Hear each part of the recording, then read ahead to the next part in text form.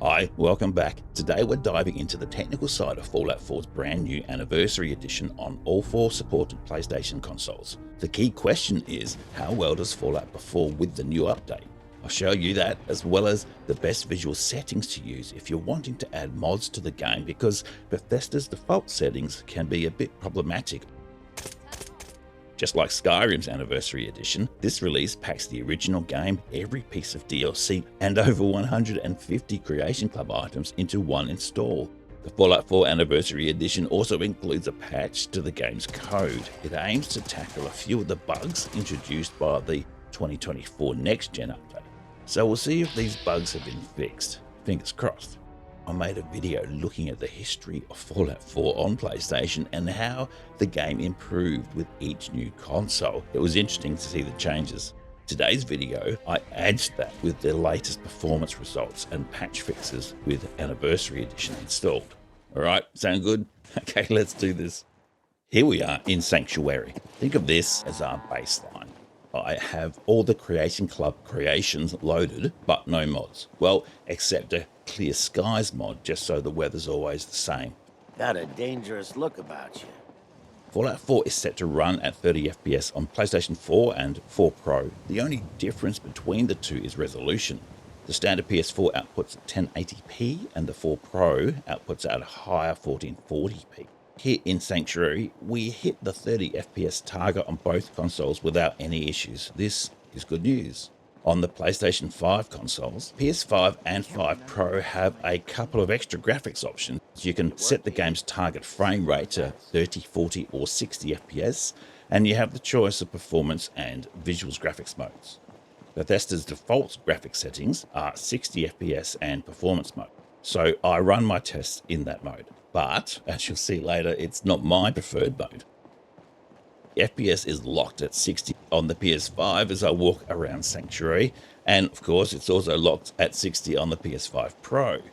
I should mention there is no Pro patch for Fallout 4, so it's not a Pro enhanced game as such, but the game still benefits from the 5 Pro's more powerful GPU and faster RAM, as you'll see in a bit.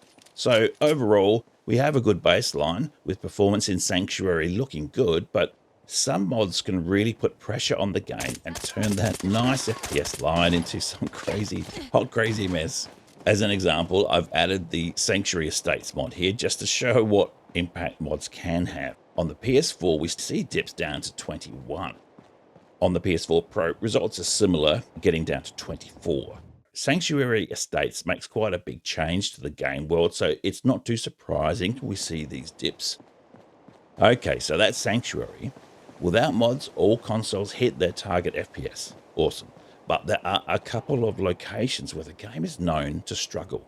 The first place is on the roof of the Corvega Assembly Plant. When up here, looking out over the world, the game can struggle to hit its target frame rate on default setting. On the PS4, frame rate drops down to 23, 24 FPS. On the PS4 Pro, we're looking at 26, 27. PS5 aims for 60 FPS, but sits at 55. If you want to improve visual quality, switch from performance to visuals mode. Though, as you can see, we lose about 5 more frames doing so, down to 50 FPS. Okay, how about a quick game of Spot the Difference? Here's a side-by-side of performance mode versus visuals mode. I found 5 items, which we can see in visuals mode, missing from performance mode. Just pause the screen if you want to find them for yourself. All right, here's what I found. I mean, the difference between performance and visuals is hardly game-changing. It's hardly monumental, but in general, I think the more detail in the game world, the better. All right, onto the PS5 Pro. With its additional horsepower, the game sits comfortably at 60 FPS, overlooking the Commonwealth. In fact, in visuals mode, it also sits at 60 FPS, which is impressive, although besides frame rate, the game does look identical on both PS5 consoles. Alright, just quickly, if this video seems interesting, please give me a like. That'd be great. If you're interested in technical aspects of video games, I've made a bunch of videos, many of them on Bethesda games, so check out my channel and consider subscribing. Thanks. The second place where we see frame rate dips is downtown Boston. This place makes Fallout 4 and your console work really hard. The way I test performance is to do a mad run through the streets of Boston. I call this the Run for Your Life test. I made a video all about this test if you want to know how and why I test this way. So on the PS4, this is a FPS graph of that 2-minute run, and you can see a very messy frame rate line. FPS was at 30 most of the time, but with a lot of big dips, which dropped to just 1 frame a second.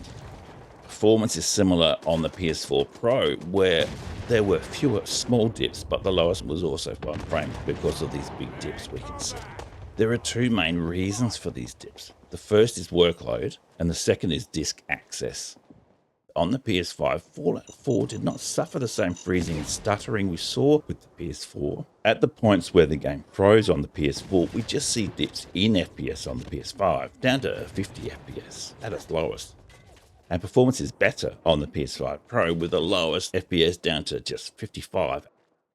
Ever since Fallout 4's next-gen update in May 2024, a lot of players have noticed the game freezing and stuttering.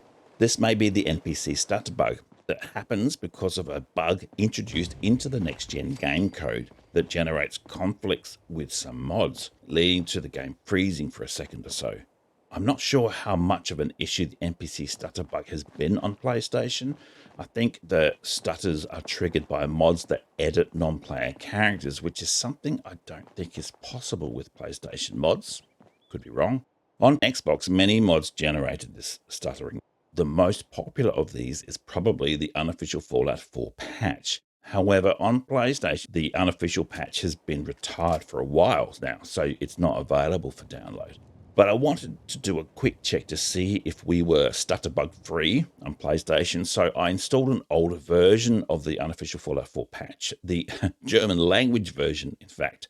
The good news is that I didn't see any sign of stuttering in the places it was common on Xbox, which is good news, though I noticed half my text was turned into German. Scheißen. Anyway, I know the Anniversary Edition patch corrected this bug on Xbox consoles, and I looked at that in a separate video. So if it was an issue on PlayStation, it looks like it's fixed now. Very quickly, another problem introduced by the 2024 next-gen update was the X-Ray VATS bug. This let us use VATS to find enemies through walls. The good news is that the Anniversary Edition has also sorted this out, so X-Ray VATS is gone. You can see here it won't let me select the girl's legs if it's behind cover, so that's much better. So far, on PlayStation 5 consoles, my testing has been using Bethesda's default option, 60 FPS performance mode, but that isn't actually how I play the game.